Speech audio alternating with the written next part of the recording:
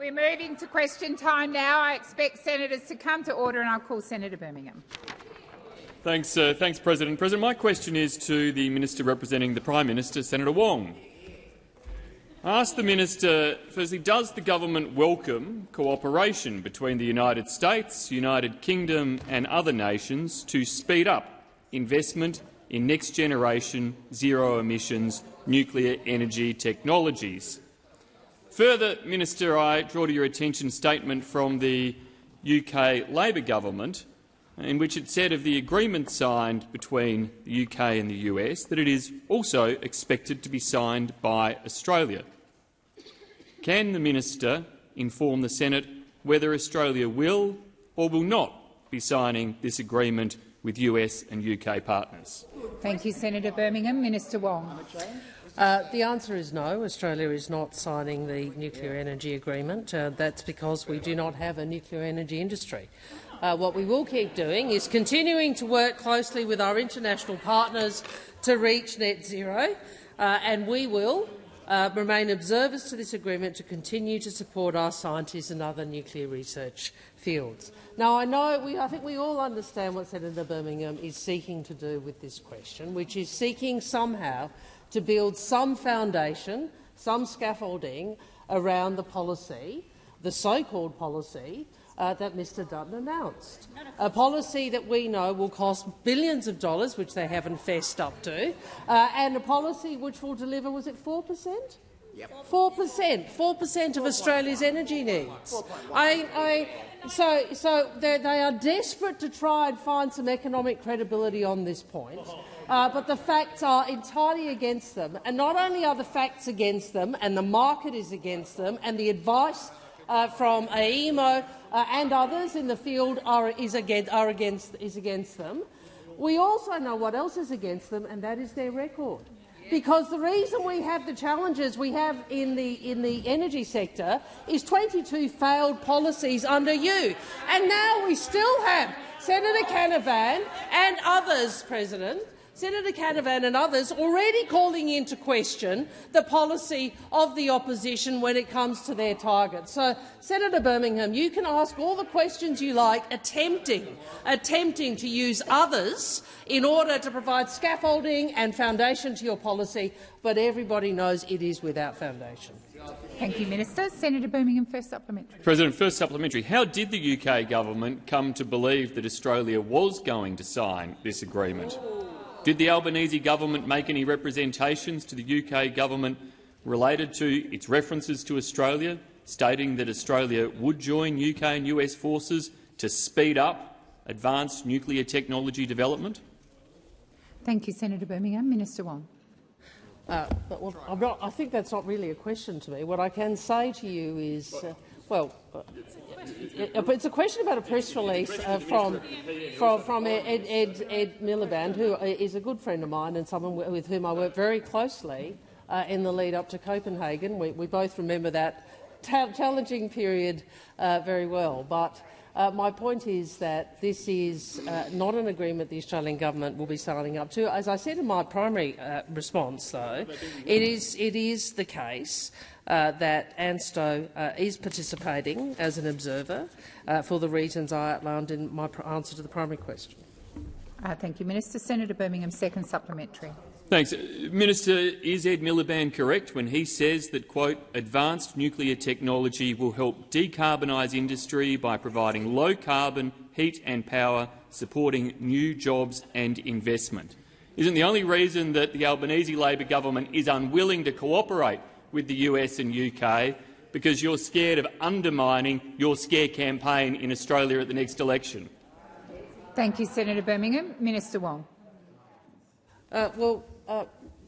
Through you, President, what I'd say to Senator Birmingham is, we are focused on what we are doing here.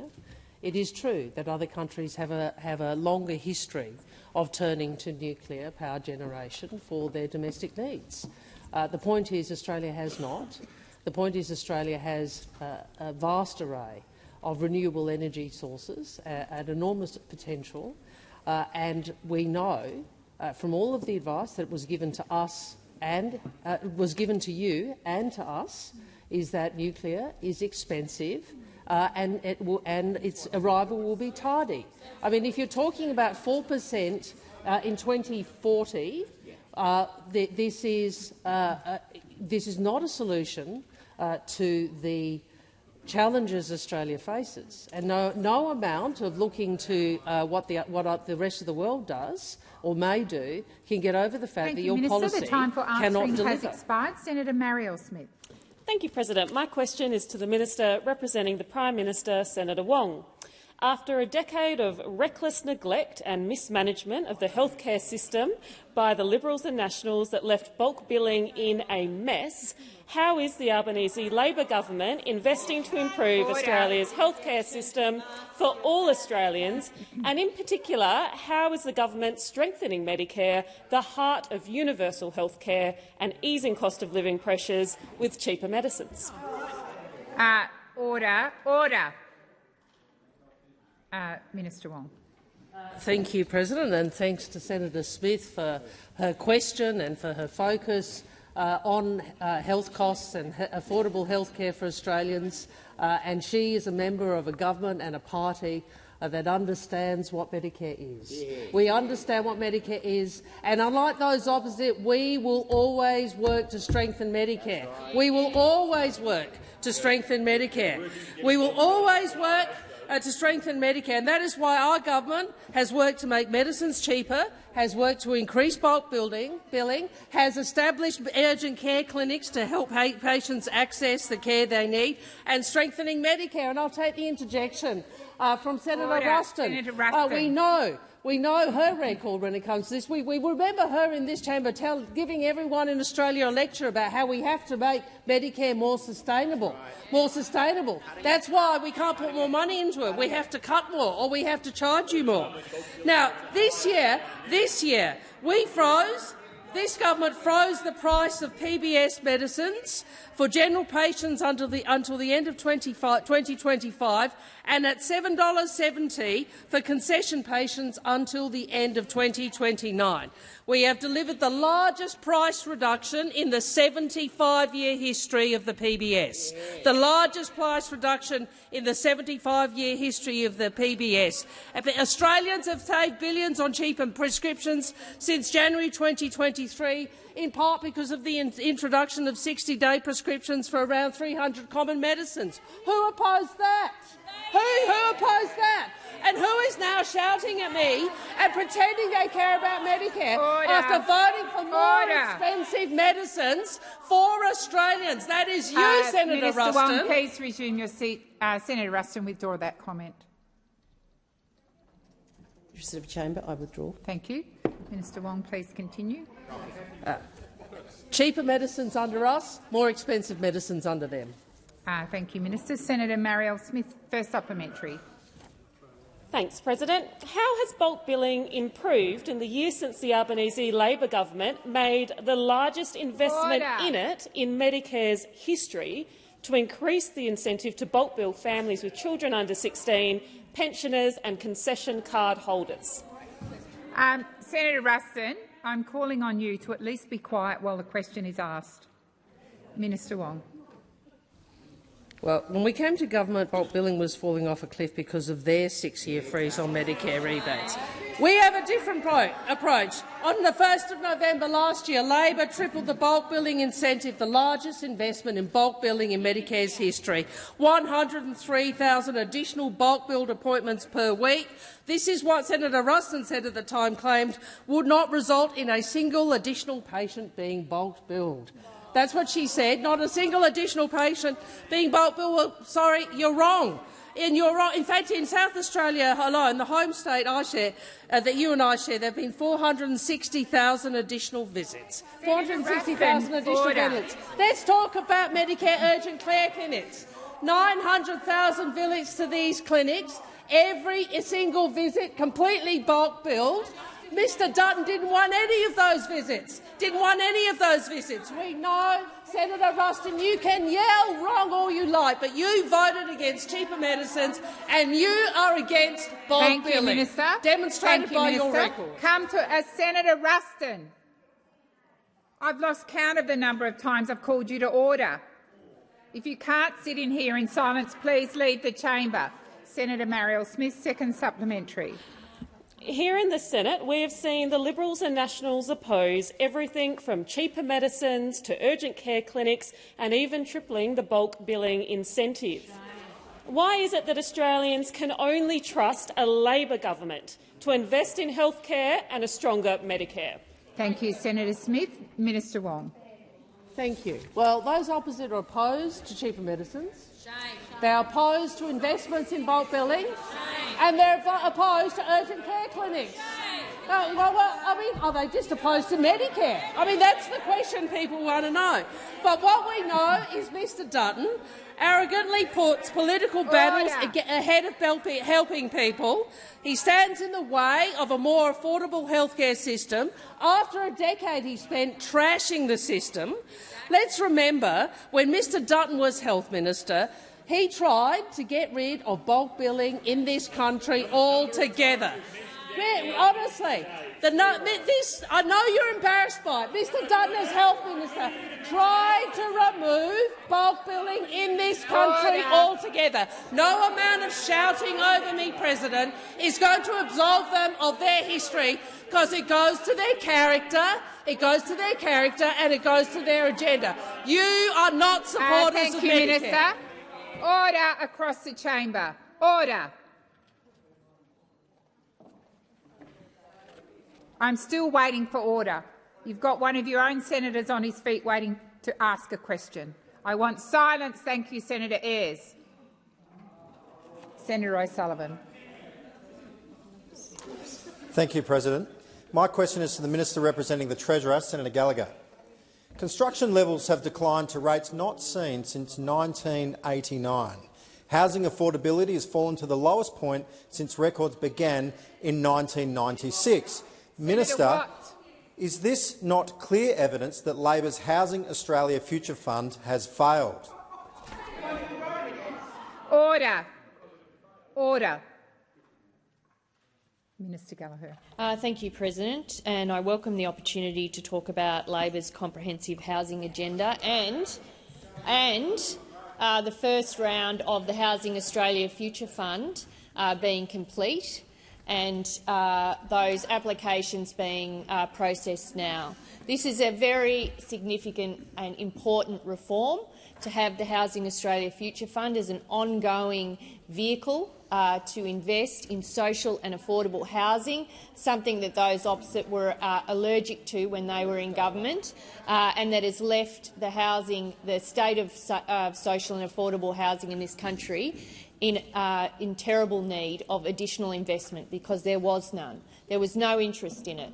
We've established the Housing Australia Future Fund that was delayed in this place for well over a year, as those opposite sought to frustrate and obstruct the government's housing agenda. But we were able to get that reform through, and those programs oversubscribed by the amount of interest into the first round.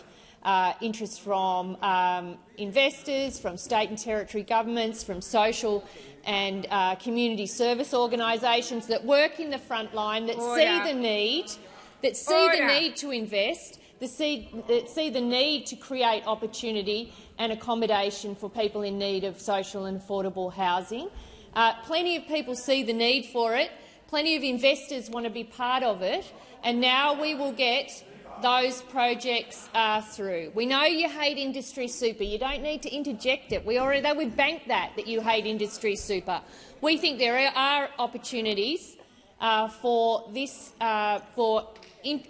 innovative investment opportunities to drive social and affordable housing in this country, and this government is proud to support it. Thank you, Minister. Senator O'Sullivan, first supplementary. President, the Prime Minister recently commented, they're the blockers, we're the builders, when in fact it is revealed at estimates that Labor's housing agenda has not built a single home. How can Australians, Minister, take this Prime Minister seriously when his government's supply agenda has failed?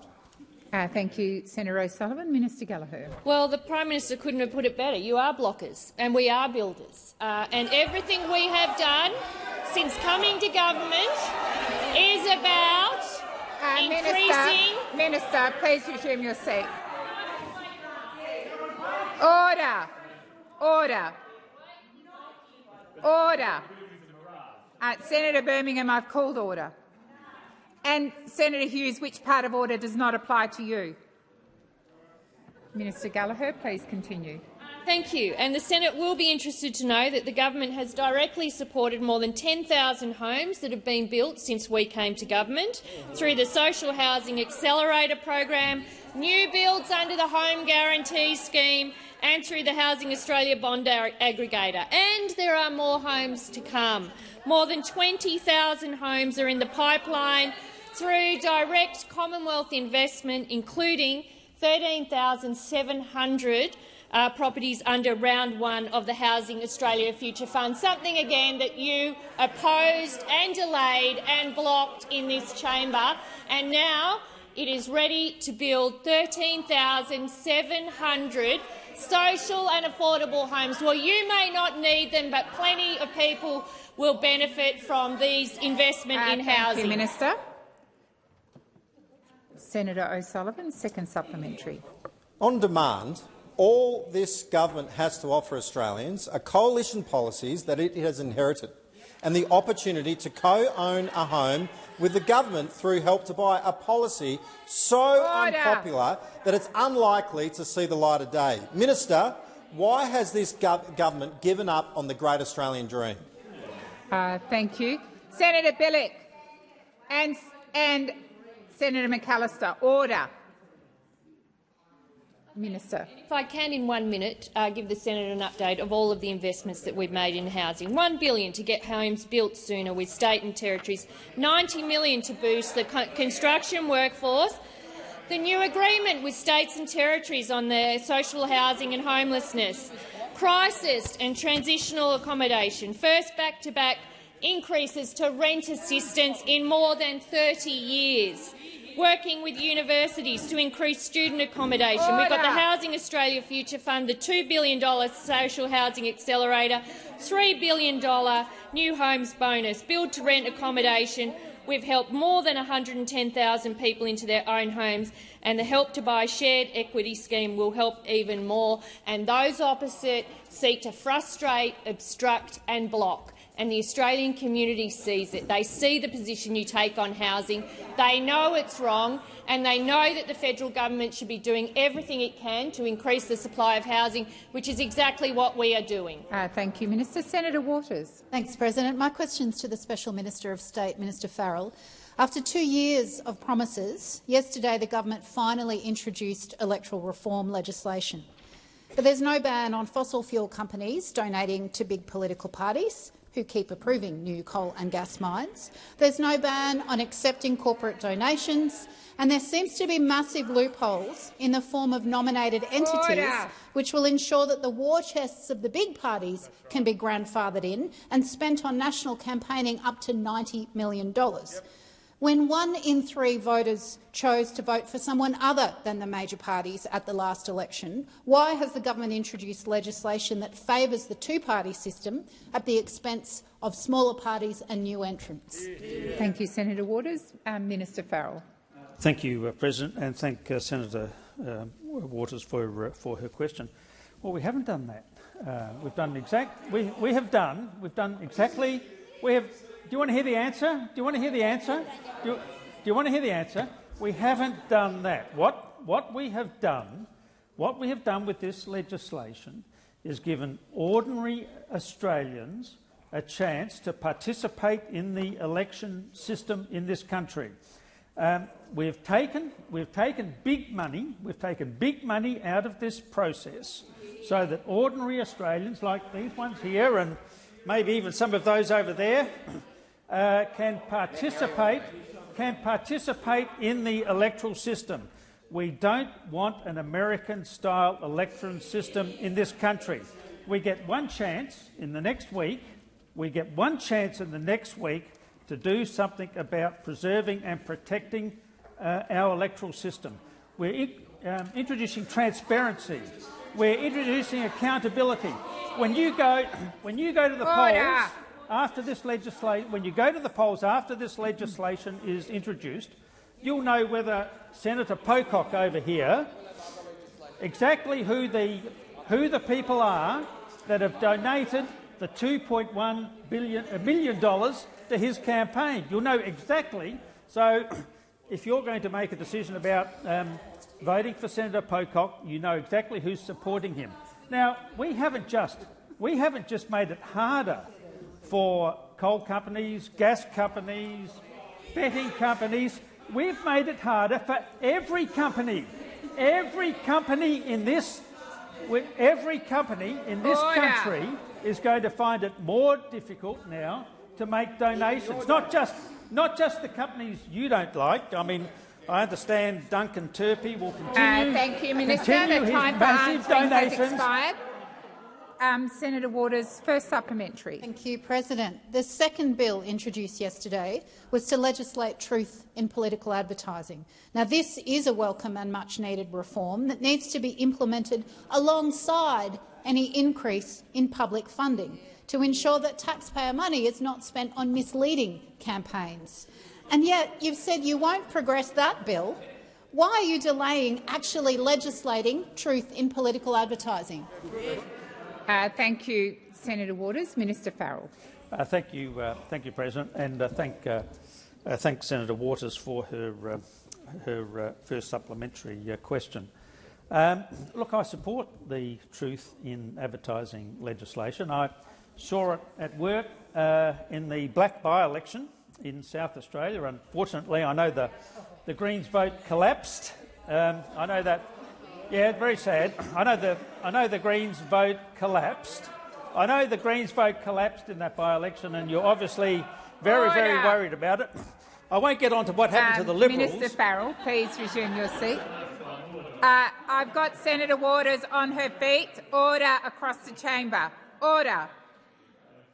Senator Waters. Point of order. This is why we need truth in political advertising. Our vote went up, but my question went to why are you delaying those reforms? Senator Waters, if you are on your feet, you need to indicate you're calling a point of order. You didn't do that. I'm going to remind those at the back of the chamber that when Senator Waters asked her question, she was heard in silence. So I'm asking you to stop the interjection so the minister can continue with his answer. Minister Farrell. Thank you, President. No, you're right, Senator Waters. The real collapse on Saturday was that side of the chamber. 20% swing to the Labor Party. Now, the truth in advertising provisions were used in that election because these people were making false claims about the Labor Party. So I see the benefit, but as I've said to you— Thank you, Minister. The time for answering has expired. Senator Waters, second supplementary. Thanks, President. 80% of voters believe that electoral funding reform legislation should be scrutinised before passage, according to polling released yesterday by the Australia Institute. Why are the two big parties, who both agree on this bill, rushing it through and not allowing a Senate inquiry to scrutinise these reforms? What exactly are you trying to hide with what is a clear two-party stitch-up? Thank you, Senator Waters. Minister Farrell. Absolutely nothing, Senator Waters. And so far, I haven't heard that the coalition is supporting the legislation. So we still have to get a decision from them. I'm hoping they'll see the sense in taking all of this big money out of the system. But Senator Waters, we've been working through the system for 2.5 years. How many inquiries do you want to understand that you've got to take big money out of the electoral system? How many inquiries? We've had two JSCAM reports. The Greens have participated in all of them. We've had non-stop negotiations with the Greens, with the coalitions, with anybody else who's wanted to talk to us. At a certain point, it's time to make a decision. Thank you, Minister. The time for answering has expired. Thank you, Minister. Senator Green. Thank you, President. My question is to the Minister representing the Minister for Industry and Science, Senator Farrell. I refer to the announcement this morning that the National Reconstruction Fund has made its first investment. Can the Minister please update the Senate on this announcement and its impact on manufacturing in Queensland? Order. And how is the Albanese Labor government working with the private sector to invest more in Australian manufacturers? Order. Order. Order. If the interjections continue, I'm going to ask the senator to repeat her question. I want silence in the gallery, in the chamber. Minister Farrell. President, and can I thank Senator Green for her question. We had a fantastic night last night with all of her constituents from the Great Barrier Reef, and I know she takes great pride in that area of Australia. But obviously, not only is the Albanese government delivering on electoral reform, we're also delivering in the area of the National Reconstruction Fund, and that wonderful minister, Minister Husik, has announced a $40 million investment in Russell Mineral Equipment. Russell Mineral Equipment is a 40-year-old manufacturing business that makes cutting-edge mining equipment which improves safety and productivity at mines right across the world. Their mill relining technologies are used in hard rock mining for minerals and metals such as copper, gold, platinum, nickel, zinc and iron ore, all critical to the global energy transition. These impressive machines are made by highly skilled manufacturing workers in Toowoomba. This investment will help them grow their business, employing more workers and reaching new markets with their fantastic products. The government has always said that the role of the National Reconstruction Fund was to crowd in private sector investment, and that is what we've seen in today's announcement. The support of the RME is part of a broader $100 million co-investment partnership with the NRF and the Resources Capital Funds. This partnership is a clear signal to industry that government is serious about supporting companies who are making miners safer, cleaner and more efficient. I'd like to congratulate RME for their success in securing this investment and thank the staff of the National Reconstruction Fund for their work in supporting a future made in Australia. Has expired. Senator Green, first supplementary.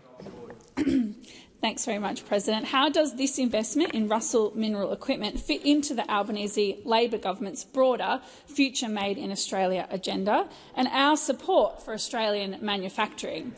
What challenges has the government's support for manufacturers faced so far? Thank you, Senator Green. Minister Farrell. Thank you, President, and thank Senator Green for her question.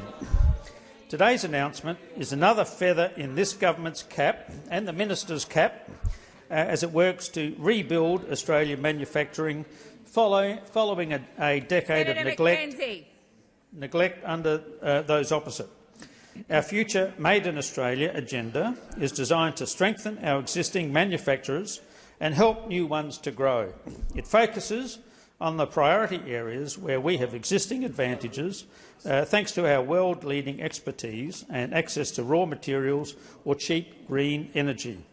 And we are doing all of this despite the relentless negativity from those opposite. Yeah, that's right. Relentless negativity. They voted against establishing the National Reconstruction Fund and energy price relief for manufacturers. They opposed our support for the resources sector, like the production tax incentive. The time for answering has expired. Senator Green, second supplementary. Thanks, President. Well, Minister, I appreciate the additional information today about the Albanese Labor government's support for manufacturers across the country and our commitment to deliver a future made in Australia. What is standing in the way of Labor's future made in Australia, and what's at risk if a future made in Australia isn't implemented? Thank you, Senator Green. Minister Farrell. Thank you, President, and thank you, Senator Green, for your second supplementary question. Australia's manufacturers cannot afford to go backwards. Under the former government, 100,000 manufacturing workers lost their jobs, many of those in regional areas. Since coming to government, we've created 70,000 more manufacturing jobs. And Australian manufacturers need a government that will support great businesses like Russell Mineral Equipment to provide high-paying jobs to high-skilled workers in regional Queensland. There's a huge global competition to attract manufacturers in a net zero future. That's why this Labor government, that's exactly what this Labor government is doing. And an arrogant and reckless government, run by Mr Dutton, is the last thing that Australia needs if we want to secure good quality jobs in a net zero future. Thank you, Minister. Senator David Pocock. Thanks, President. My question is also to the Special Minister of State, Senator Farrell. Minister, the government yesterday introduced the 400-page electoral reform bill that you, in your own words, said is a once-in-a-generation electoral reform. Given that these reforms only come into effect in 2028, and the fact that JSCAM, which you mentioned, in their report, were pretty broad. They recommended things like donation caps, spending caps. There was no detail, and yet you've got 400 pages of detail. Noting with respect a similar question from Senator Waters that you didn't answer, why shouldn't the bill be scrutinised through a Senate committee process? What is the government trying to hide with this if it's for the 2028 election? Thank you, Senator Pocock. Minister Farrell. President, and can I thank Senator Pocock for his question. Well, isn't it interesting that the lineup of people opposing this legislation, there's Clive Palmer, there's Senator Pocock, there's Senator Waters. What a combination of people opposing this legislation. Now, can I say to you, Senator Pocock, I know you were able to spend $2.1 million at the last election, but all these fine people up here in the military, one day, some of them might be interested. Minister Farrell, please resume your seat. Senator Pocock. All right, the point of we're just misleading the Senate. That's not how much I spent. That's a debating point, Senator Pocock. Minister Farrell, please continue. Well, I'd be happy to get you to clarify if it wasn't $2.1 million, what was it? But I ask all of these people up here, the caps that we're proposing to introduce for a lower house election is $800,000. Now, that must be enough money to get your message across. And think about this.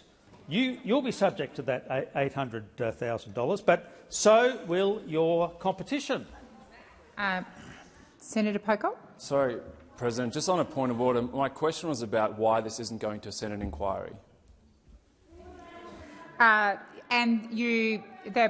Senator Lambie, come to order. Senator Lambie, come to order. You began your question by referencing the 400-page electoral reform report, so the minister is entitled to respond to the whole of your question. Thank you, Senator Pocock.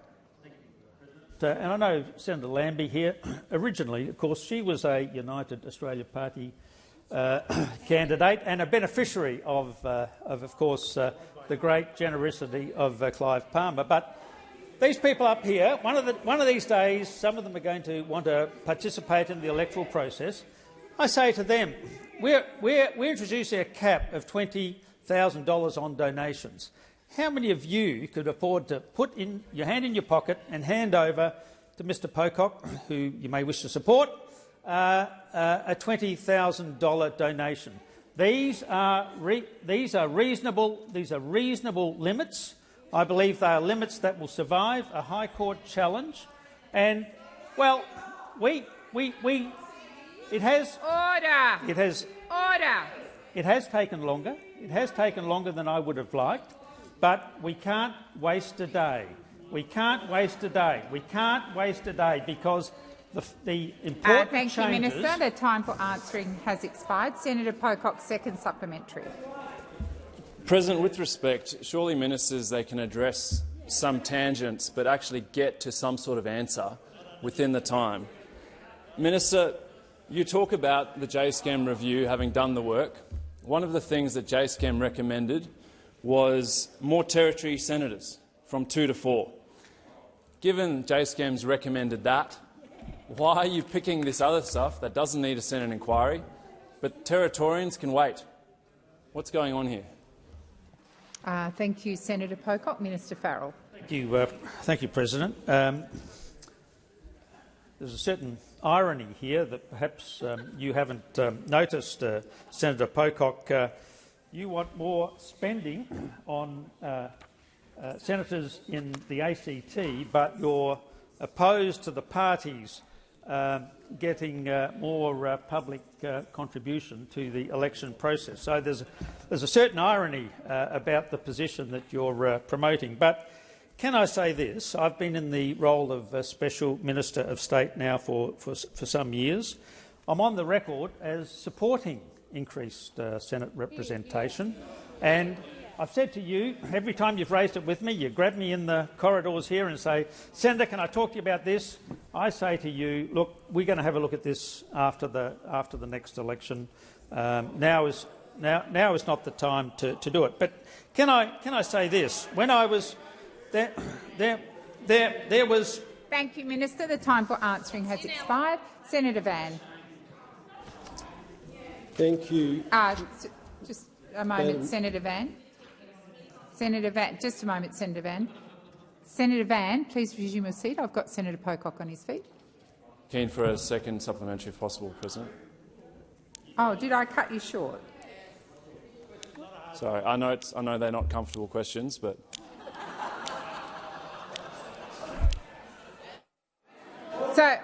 Sorry, Senator Pocock, my apologies. I thought that was your second supplementary. Please go ahead. No problem, President. I was joking. Minister, you've said time and again that you've consulted the crossbench on this bill, yet you gave territory senators no detail, no advance copy of the bill, and we haven't even had a briefing from you on this.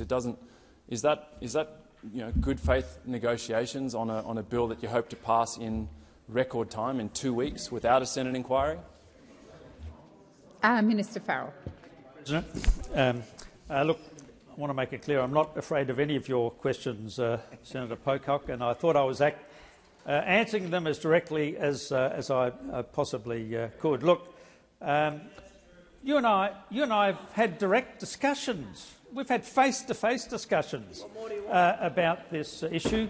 This legislation, I bet you anything, if you look at the history of legislation that's passed this parliament, this bill would not be the quickest ever to have gone through the parliament. We've had 2.5 years of discussions. The first JSCAM report laid out the plans. We've had a second report. Every time your colleagues have asked for meetings, or the Greens have asked for meetings, I've had meetings. There won't be anybody in this place who votes on this legislation Thank you, Minister. next week the time who for don't know answering what has they're voting expired. about. Senator Van, my apologies to you. I cut Senator Pocock short, but go ahead. No problem. Thank you, President. My question is to the Minister representing the Defence Minister, Minister Wong.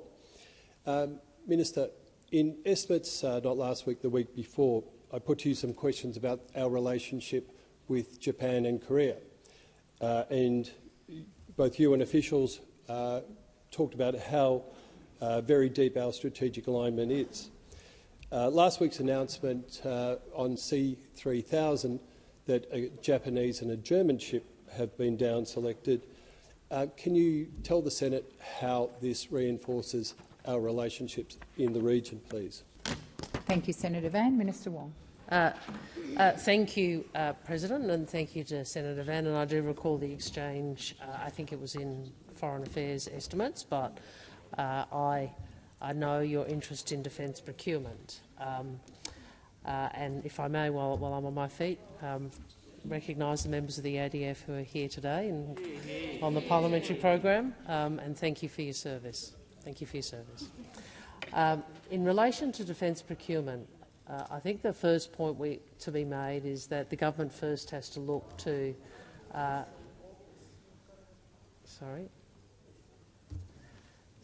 Sorry, I thought Senator McKenzie was saying something.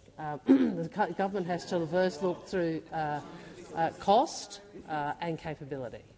I was obviously I had a number of other there are a number of other countries who had an interest in this particular procurement. They made that interest public. They would engage obviously with the Foreign Minister, and I would say to them, look, we deeply appreciate and our strategic relationship with you. We will continue working to deepen that, but ultimately these procurement decisions have to be made on capability and on cost. And that is the basis of the decision that you referenced that the Defence Minister and Mr Conroy have announced. You talked about, I think, the importance of both the Japanese and Korean relationships. I think I've responded to you before. The relationship with Japan is really second only to the United States in terms of its strategic significance. We have a special strategic partnership with Japan. In terms of Korea, there is such an important strategic alignment with the Republic of Korea. I've visited. We are one of the few countries with whom they have a 2+2 ministerial meeting. The time for answering has expired. Senator Van, first supplementary. Thank you, and thank you, Minister.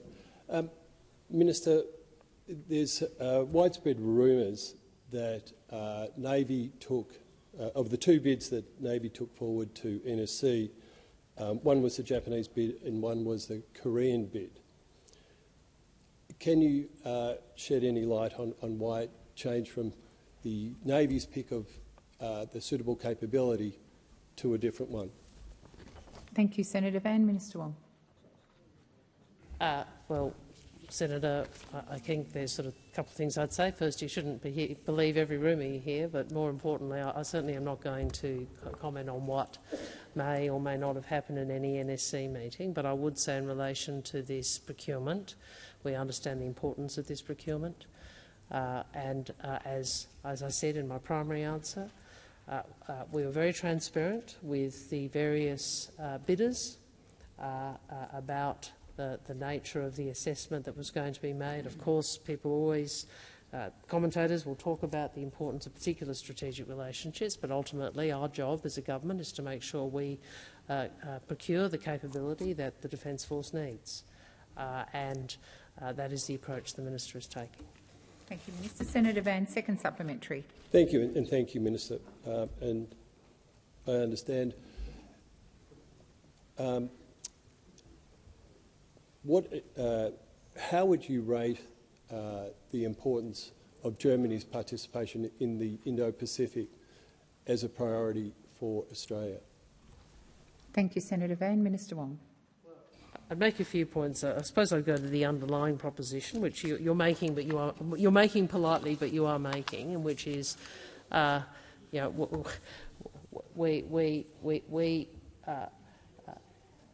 we think looking at cost and capability is a sensible, prudent way and responsible way to handle procurement. In terms of our relationship with Germany, Germany is a major power. It is a major economy. It is central to the position, a strategic and economic position of the European Union. It is an important player internationally, and it has been much more forward-leaning in terms of its role in the Indo-Pacific and its bilateral relationship with China in recent years. And we welcome Germany's continued engagement, not only in our region, but also more broadly. It's a time where countries of similar values who believe in the international rule of law work together, and we're very pleased to work with Germany. Thank you, Minister. The time has expired. Senator Lambie. Thank you, Madam President. My question is to the Minister for Employment, Workplace Relations, Minister Watt. On the 24th of June this year, Minister Burke, Minister for Employment, Workplace Relations at the time, announced an independent panel would conduct a comprehensive review of the Safety Rehabilitation Compensation Act 1988, which underpins the Comcare scheme. The Comcare scheme hasn't been reviewed since financial year 2012-13 and it hasn't been subject to any major reforms since it commenced in 1988. Comcare covers more than 470,000 people, providing rehabilitation and workers' compensation arrangements for Commonwealth and ACT government public servants and employees of almost 50 private corporations. A key part of the review is stakeholder engagement and obtaining feedback from injured workers that have real experience, which is being sought through a consultation process. Can the Minister advise what announcement or advertisements were undertaken by Comcare or that department to give the widest possible broadcast that the review was happening? Thank you, Senator Lambie. Minister Watt. Thank you very much, Senator Lambie. You're right. Under Minister Burke, my predecessor in this role, a review of Comcare was commenced, and you're right that it is a very long time since Comcare has been reviewed, back to 2012-2013. And in fact, it hasn't been subject to any major reforms since Comcare started back in 1988. You've mentioned the fact that Comcare does insure many thousands of employees right across a range of different industries, not just in the public sector, and we did think that it was high time that this scheme be reviewed. Thank you for acknowledging that there is a consultation process underway. I'm not aware of exactly what process was adopted in terms of advertising the ability for people to participate. My understanding was that the intention was to consult as widely as possible, and if that hasn't occurred, then I'm certainly happy to take steps to widen the opportunity for people to be involved in this. We do want this to be a very inclusive review because we know that there are many people in the community who have an interest in a well-functioning workers' compensation insurer. Of course, the workers who are covered under this scheme have a right to be involved in it. The employers who pay premiums have a right to have their views heard as well. So that is certainly the intention behind this scheme. I might just mention that I think that we have managed to assemble a very high-quality panel to conduct this review of three highly qualified people to conduct it.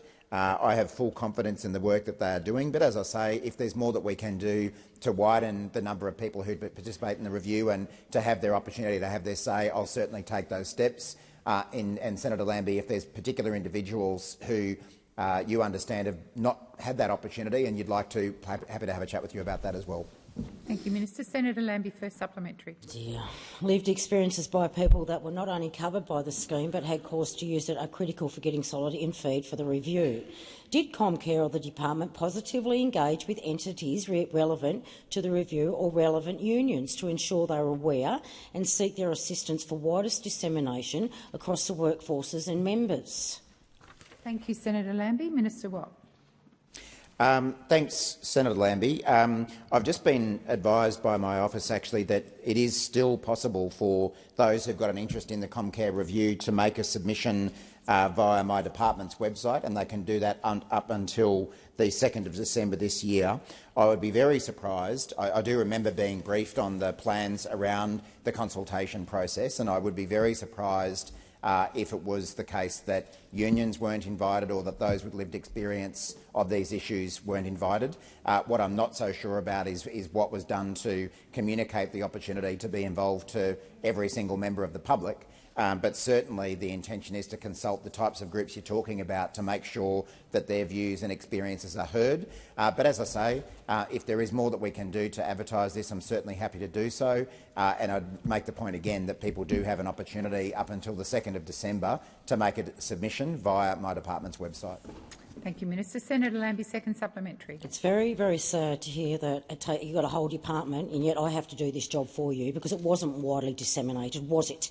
The public consultation for the independent review was opened on the 21st of October and is due to close on the 2nd of December.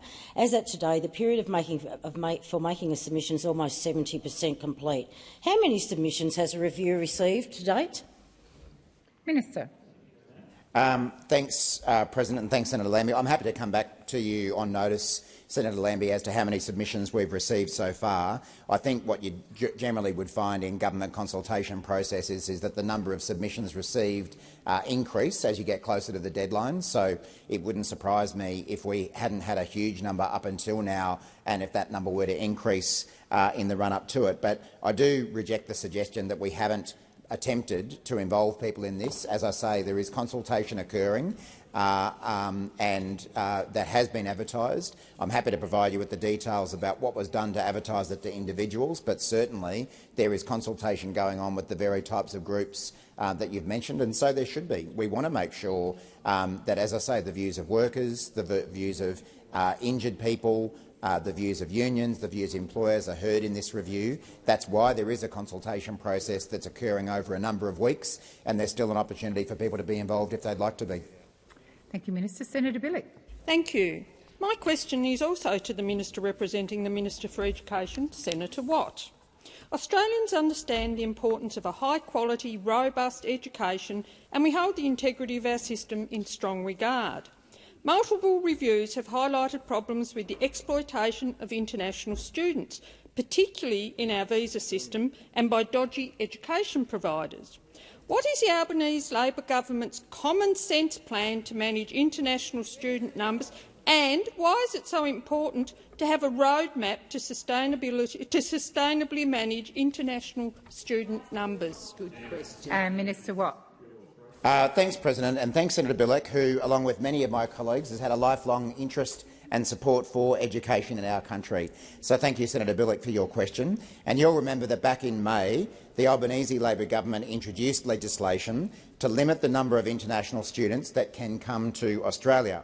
And we took this responsible action to return the number of international students to a sustainable level and to encourage universities to develop new student housing. I want to make clear we value our international education industry and we value the contribution of migrants to Australia, but we've also heard the message from the Australian people that they do want migration to come down to a sustainable level. And that's why we've taken a number of steps which already are bringing our migration levels down. These include implementing managed growth for the international education sector. But this week, what do you know? We learned the coalition is back, with the Liberals, the Nationals, again teaming up with the Greens to block our legislation in the Senate. Having spent months demanding that migration be cut, Mr Dutton recklessly teared up a bipartisan approach to cap international student numbers simply to play politics. Just like, having spent the whole term demanding more homes, he teams up with the Greens to block every step we take to build more homes. In fact, Mr Dutton is so addicted to say no, he's now even saying no to himself. Because remember, in his budget reply speech back in May, Mr Dutton told us that he would drastically reduce net overseas migration by, among other things, capping international student numbers. And now he votes against his own idea. In fact, more than 6 months later, they still have no ideas about how they will deliver their promise to reduce net overseas migration. As each day goes by, Mr Dutton proves why he is not fit to lead this country. He's reckless, he's arrogant, and at a time people are doing it tough, he'll make things worse. Senator Bilyk, first supplementary. Thanks for that answer. Now, too often I hear stories of shonks and crooks who take advantage of students just to make a quick buck. So how is the Albanese Labor government shutting out the shonks and setting up our education sector for success into the future, and why is this so important? Thank you, Senator Bilyk. Minister Watt. Thanks, Senator Bilyk. And don't they get touchy when we talk about the shonks in the international education system? Is that the sound of Kashi over there? I'm not sure. And I don't mean you, Senator Cash. I mean Kashi. The Albanese Labor government has been working hard to address the serious quality and integrity issues we inherited in the education sector. The Parkinson Review highlighted that the migration system we inherited from Mr Dutton was broken, and Christine Nixon's report revealed disturbing weaknesses in the system that flourished under the opposition's neglect. This included grotesque abuses of temporary workers and international students by organised crime groups, all on Mr Dutton's watch as Home Affairs Minister. Now, we've already taken steps to address some of these issues, and student caps are an important next step to deliver critical reforms to address these wrongs. Our legislation includes a range of sensible and vital measures to protect the safety of international students and protect the reputation of this important industry. But again, the coalition is back. The Liberals, Nationals and Greens teaming up to block our sensible measures. The time for answering has expired. Senator Bilyk, second supplementary. Thank you. I noted during his budget reply Mr Dutton said he would, and I quote, work with universities to set a cap on foreign students. Can you tell us how the Albanese Labor government is working to create a fairer system for universities and students? And what will be the impact of Mr Dutton and the Liberals teaming up with the Greens? Seriously, your constant interjecting is disorderly and disrespectful. You are not asking the question. Please continue, Senator Bilyk. And what will be the impact of Mr Dutton and the Liberals teaming up with the Greens, if you can believe that, to block the government's policy reforms? Minister Watt. Well, thanks, Senator Bilyk. And you're right. In his budget reply, Mr Dutton did say that he would work with universities to set a cap on foreign students. And he's been saying that month after month after month. He's been saying we need to set a cap on international students, we need to bring migration levels down. But what do you know? We get to the second last week of the year and he says no, because the only thing he can say is no. It doesn't matter what it is. If it's cost of living relief, it's no. If it's housing, it's no. If it's caps on migration, no. Caps on international student numbers, it's no. Every time, it doesn't matter what the measure is, he says no, because he is reckless and arrogant and Australian people are starting to work him out. At a time when Australians are doing it so tough, Mr Dutton, all he can offer is no and no solutions. He wants to make things worse, even if it means contradicting the very same things that he's been going on about for months. Now, we know that regional universities in particular want to see these changes made, and all those people over there who like to put their RMs on and get out in the regions, go and explain that decision. Thank you, people Minister like Watt. you two in particular. The time for answering has expired. Senator Nampijinka-Price. Thank you, Madam President. My question is to the Minister for Indigenous Australians, Minister McCarthy. Minister, there is an election commitment from this government to establish a Makarrata Commission to oversee truth-telling and treaty-making. At estimates 2 weeks ago, your agency reported the $5.8 million budgeted for Makarrata had been moved from the NIAA to the contingency reserve, with officials confirming that we don't have specific resourcing for work on the Makarrata Commission. Minister, will the government keep its promise to establish a Makarrata Commission before the end of this term of parliament, or has it now accepted that this was a bad idea, just as bad as The Voice? Thank you, Senator Nampijinka-Price. Minister McCarthy. Thank you, President, and I thank the senator for her interest in truth-telling and for her interest in wanting to know about the Uluru Statement from the Heart. As I said at Senate estimates, President, that our government supports, in principle, Uluru Statement from the Heart with voice, treaty, truth. We have never shied away from that. We accept that we lost the referendum and we accept the decision of the Australian people, but we also acknowledge that there was only one question that was put to the Australian people, President, and the question was on a voice to the parliament. There was no question on welcome to countries. There was no question on Makarratas. There were no questions on truth-telling. Order. So I would remind the Senate. Well, all right, I'll take the interjection. Let's remember that Senator your leader, Senator Hughes, wanted another referendum. That's right, he wants one. He wants a referendum. Well, where is it? Where is it? You said you took to the Australian people that you wanted a referendum, and clearly you're not even interested in that. You do not speak the truth to the Australian people. Thank you. Order. Order. Order. I had Senator Nampijinka-Price on her feet. Come to order. Senator, first supplementary. Thank you. Minister, if a Makarrata Commission will not be established in this term of parliament, why is the government keeping taxpayer money budgeted for it in the contingency reserve? And Thank you, Minister. Please just wait. I haven't called you. Order.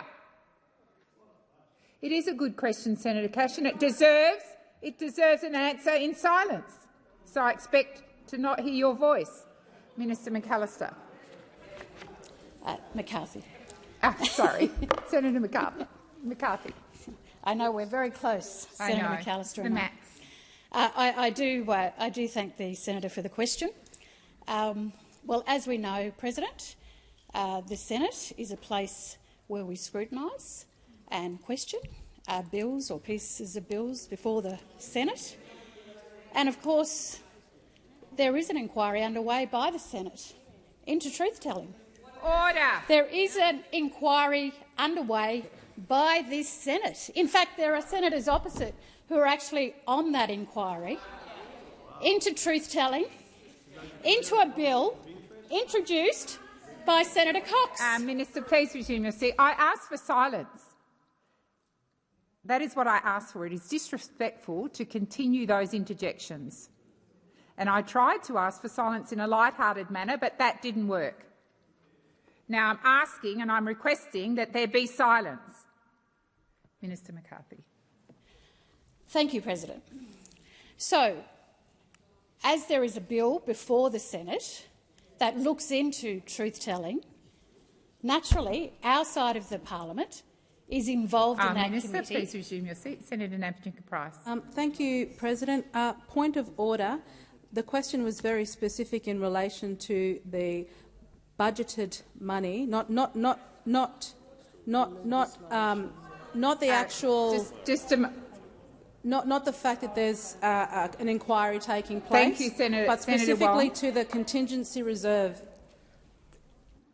Thank you, Senator Nampijinka-Price. You started your question referencing the Makarrata Commission, and I believe the minister is being responsible and reporting and answering your question. Please continue, Senator McCarthy. President, so naturally we are waiting the outcome of that Senate inquiry. Thank you. Senator Nampijinka-Price, second supplementary.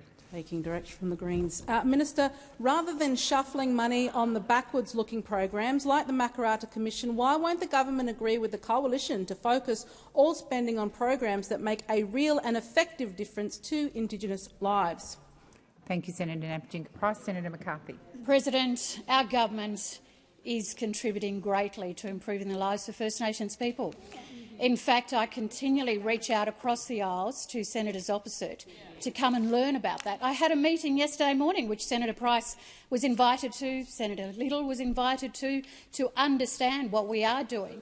And I'm more than happy to do that again, President, but they clearly do not want to hear good news. Senator Wong. I ask that further questions be placed on notice.